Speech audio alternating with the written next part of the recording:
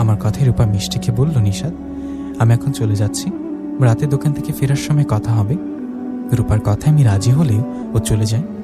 রূপা চলে যাবার পর আমি সারাদিন দোকানেই থাকি। সারাদিন দোকান থেকে রাত হলে গফুর চাচাকে বলে বাড়ির দিকে যেতে থাকি। এমন সময় রূপা আসে আমার কাছে। রূপা আসে, আমি বললাম, রূপা, তোমার মা বাবাকে বলেছ আমার মা বাবা যে রাজি হয়েছে আমাদের বিয়ের জন্য? তখন রূপা বললেন, হ্যাঁ, আমার মা বাবাও রাজি হয়েছে।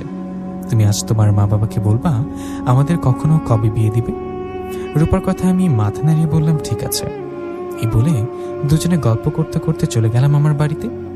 আমি বাড়িতে যাওয়ায় রূপা আমার ঘরে চলে গেলেন। এদিকে আমি মা বাবার ঘরে যাওয়ায় দেখলাম বাবা খাবার খাচ্ছে। আমাকে দেখে মা বললেন, ও তুই আসছিস, আয় বস, খেয়ে নে। মায়ের কথায় হাত মুখ ধুয়ে খেতে বসলাম। খাওয়ার সময় বাবাকে বললাম, বাবা, তোমরা বলছিলে আমাদের বিয়ে দিবে, সেটা কবে আর কখন দিবে? আমার কথায় বাবা বললেন, তোমরা যেহেতু একে অপরকে পছন্দ করো, বিয়ে করতে চাও, তাহলে আর দেরি কিসের? 2 দিন পর তো শুক্রবার, শুক্রবারে দেই তোদের বিয়ে। বাবার এরকম কথা আমি খুশি মনে খাবার খেতে লাগলাম। খাবার খেয়ে ঘরে গেলাম। আমি ঘরে গিয়ে দরজা লাগিয়ে রূপাকে বললাম, রূপা, খুশির খবর আছে।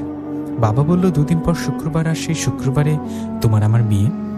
আমার কথা অনেক খুশি হলেন রূপা। যাক, তাহলে অবশেষে দুজনেই বিয়ে হবে। এই খুশিতে গল্প করছি আমি। বেশ কিছুক্ষণ গল্প শেষে রূপা বলল, রাত তো অনেক হলো, তুমি ঘুমাও, আমি কালকে আসবো তোমার কাছে। এই বলে রূপা চলে যাওয়ায় আমি ঘুমিয়ে পড়ি।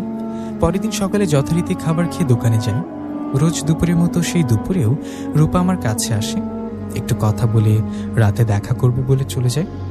রূপা চলে যাওয়ায় আমি সারাটা দিন দোকানে কাজ করে বাড়ির দিকে যেতে থাকি। আমি বাড়ির দিকে যাওয়ায় রূপা আমার কাছে আসছে না। রূপা না আসে আমি ভাবি, আরে রূপা এখন আসছে না কেন, কোথায় ও তো রোজ রাতে এই সময় আমার কাছে আসে। গল্প করতে করতে আমার সাথে আমার বাড়িতে যায়। আজ হঠাৎ কি হলো যে আমার কাছে আসলো না? হয়তো কোনো সমস্যা হয়েছে তাই আসেনি। তাই বেশি চিন্তা না করে বাড়িতে চলে গেলাম। বাড়িতে যাবার পর বাবা বলল, নিশাদ, খেতে আয়। বাবার কথায় আমি খেতে আসলাম। তখন বাবা বললেন, তুই যাকে বিয়ে করবি রূপা পড়ি, ও কোথায়? কাল বাদে পরশু তোদের বিয়ে। তোদের বিয়ে তো আমি দিতে চাচ্ছি, এ তো ওই পরি বা ওর মা বাবা কেউ রাজি কিনা এটা তো জানতে হবে, তাই না? বাবার কথা আমি বললাম, রূপা তো এখন আমার কাছে আসেনি বাবা, ও আসলে তোমার সামনে নিয়ে আসবো, তখন জিজ্ঞাসা করে নিও। আমার কথা বাবা বললেন, ঠিক আছে, আসলে আমাকে বলিস। বাবার কথায় আমি খাবার খেয়ে ঘরে গেলাম। ঘরে যাবার পর পরীকে স্মরণ করতে লাগলাম, কিন্তু রূপা কেন জানি আমার স্মরণে সাড়া দিল না। রূপা আমার কাছে আসলেন না। রূপা আমার কাছে না আসায় এবার একটু চিন্তিত হয়ে পড়লাম। রূপা তো রোজ রোজ আমার কাছে আসে, আজ আসছে না কেন? কি হয়েছে ওর? আমি সে রাতে রূপার জন্য অপেক্ষা করতে করতে ঘুমিয়ে পড়লাম। পরের দিন দোকানে গেলেও রূপা সেই দুপুরে আমার কাছে আসে না। রূপা না আসায় আমি অনেক চিন্তিত হয়ে ওর অপেক্ষা করতে থাকি, কিন্তু সেদিন দিনের বেলাও রূপা আসে না আমার কাছে। আমার তো আর অন্য কোনো জিনপুরীর সাথে পরিচয় নেই যার মাধ্যমে রূপার খোঁজ নেব। দিনটা কেটে গিয়ে রাত আসলো। রাত আসায় রূপার জন্য অপেক্ষা করছে, কিন্তু রূপা আসছে না। এদিকে রাতে বাবা আমাকে জিজ্ঞাসা করলেন, কিরে, তুই না বললি পরীর সাথে আমার কথা বলাবি? কাল শুক্রবার তোদের বিয়ে, কথা না বললে কিভাবে বিয়ে দেব? বাবার কথা আমি একটু মন খারাপ করে বললাম, আসলে বাবা, গতকাল থেকে রূপা কেন জানি আমার কাছে আসছে না। আমার কথায় বাবা একটু অবাক হয়ে বললেন, তাই নাকি? ওর আজ বা পরিবারে কোনো সমস্যা হয়নি তো আবার? সেটা তো জানি না বাবা, আমি তো অন্য কোনো উপায়ে খোঁজ নিতেও পারছি না। আমার এরকম কথায় বাবা বললেন, আচ্ছা, রূপার বাবা সত্যি রাজি তো? এমনও তো হতে পারে রূপার বাবা রাজি না, তাই জোর করে রূপাকে আটকে রেখেছে। বাবার কথায় আমি চিন্তিত মনে বললাম, সেটা তো জানি না, রূপা তো বলেছিল ওর মা বাবা রাজি, তাহলে এরকম কেন করবে? আমার কথায় বাবা বললেন, যা ঘরে যা, গিয়ে ঘুমা, চিন্তা করিস না, তোর এর মাঝে রূপা আসলে আমাকে ডাক দিস। বাবার কথায় ঘরে গিয়ে শুয়ে চিন্তা করতে লাগলাম, এসব কি হচ্ছে? কাল রূপার সাথে বিয়ে, আর তার আগেই ওর খোঁজ নেই। রূপা কোথায় আছে, কেমন আছে সেটাও জানি না। এসব ভাবছি আর চিন্তা করছি, চোখে ঘুম আসছে না। এভাবে কেটে গেল অনেকটা সময়। ঘড়িতে তখন রাত 2টা। এরকম একটা সময়ে আমার বাড়িতে একটা আওয়াজ পেলাম, কেউ আমার বাবার নাম ধরে ডাকছে।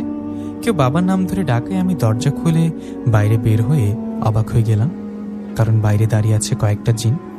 কয়েকটা জিনের মাঝে দাঁড়িয়ে রূপার বাবা। রূপার বাবাকে দেখে আমি সালাম দিলাম। আমার সালামের উত্তর দিয়ে ওরা বলল, তোমার মা বাবাকে ডাকো। ওনার কথায় মা বাবাকে ডাকলে মা বাবা দরজা খুলে ওদের দেখে ভয় পেয়ে আমার দিকে তাকালো। আমি তখন বাবাকে বললাম, বাবা, উনি রূপার বাবা। আমার কথায় বাবা রূপার বাবাকে সালাম দিয়ে বললেন, ভেতরে আসুন, বসুন। বাবার কথায় রূপার বাবা বললেন, না, বসবো না, আপনার কাছে আসলাম একটা কথা বলতে। তখন বাবা বললেন, বলেন, কি কথা বলুন। বাবার কথায় রূপার বাবা বললেন, আমার মেয়ে রূপা কোথায়? রূপার বাবার এরকম কথায় আমি অবাক হয়ে বাবার দিকে তাকালে বাবা বললেন, আপনার মেয়ে রূপা কোথায় আমি কিভাবে জানবো? আমি তো নিশাদকে জিজ্ঞাসা করেছিলাম রূপা কোথায়। রূপা নাকি 2 দিন ধরে আসছে না। বাবার কথা শেষ না হতেই আমি রূপার বাবাকে উদ্দেশ্য করে বললাম, হ্যাঁ বাবা, ঠিক বলেছে। রূপা কেন জানি 2 দিন ধরে আমার কাছে আসছে না। আমি অনেক স্মরণ করেছি রূপাকে। আচ্ছা, রূপা কোথায়, আমার কাছে আসছে না কেন? আমার কথায় রূপার বাবা যা বলল সেটা শুনে আমি আকাশ থেকে পড়লাম। রূপার বাবা আমাকে বললেন, রূপা তোমার কাছে কিভাবে আসবে বলো? রূপাকে তো বন্দি করা হয়েছে। রূপাকে বন্দি করেছে তোমার বাবা। কি? আপনি কি বলছেন এসব? বাবা করেছে মানে? এই বলে বাবার দিকে তাকিয়ে বললাম, বাবা, উনি কি বলছে এসব? তখন বাবা বললেন, না না, এইসব কি বলেন, আমি রূপাকে বন্দি করতে কেন যাব? তখন রূপার বাবা আমার বাবাকে বললেন, দেখুন, আমি একজন জিন, সাধারণ কোনো জিন না, জিনের সর্দার আমি। আমার সামনে অভিনয় করবেন না। আমি আপনাকে বুঝিয়ে বলছি, আমার মেয়েকে যার মাধ্যমে বন্ধ করেছেন তার মাধ্যমে ছেড়ে দিন। রূপার বাবার এমন কথায় আমার বাবা বললেন, বারবার এসব কি বলছেন? আপনাকে বলছি না আমি আপনার মেয়েকে কিছু করিনি। আমি তো নিশাদ রূপাকে কালকে বিয়ে দিতে চাইছি, তাহলে আমি কেন ওদের বন্দি করব? বাবার কথায় রূপার বাবা এবার একটু রেগে গিয়ে বললেন,